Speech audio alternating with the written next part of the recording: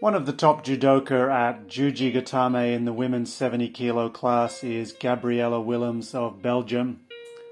Like a lot of Belgium judokas such as Matthias Kass and Charlene van Snick, she gets a lot of her wins via submission, and she often does a little bit of damage to her opponent's arms.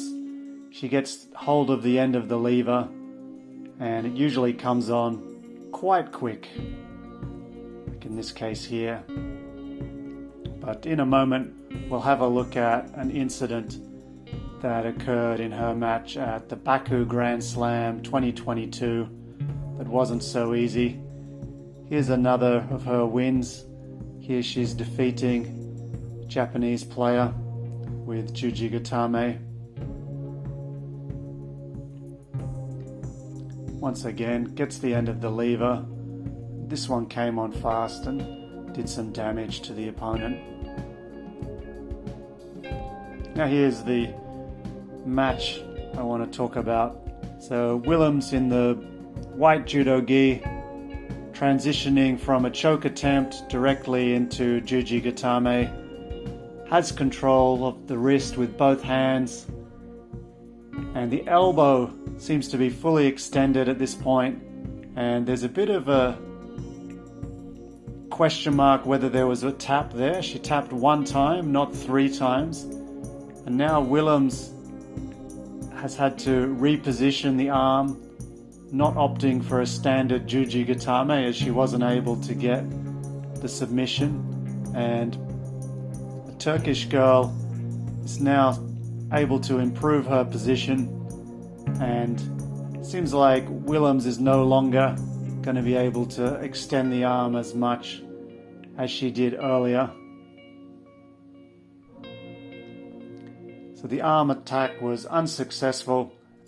So Ogel continued this match and at this point was showing no signs of injury from that juji-gatame attack. A little later in the video I will show you some footage I found of Ogel in another juji-gatame attack, and we can see whether she has an unbreakable arm. Willems was able to take her down with a nice sasai tsurikomi ashi, taking out the near leg for waza ari, and back on the ground once more.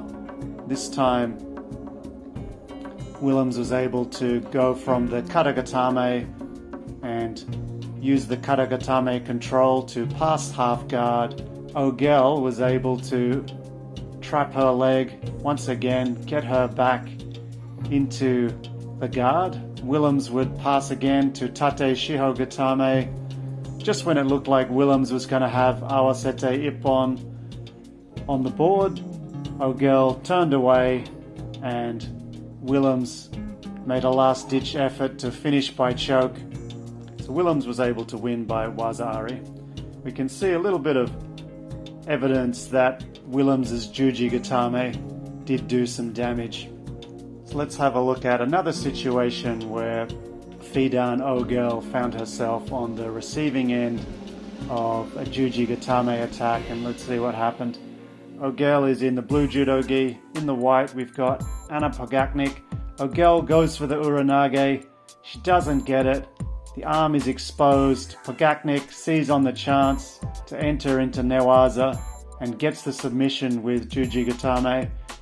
The hips are in place, and with Ogel standing, she was in a much easier position to further extend that arm and get the submission. The arm is not unbreakable.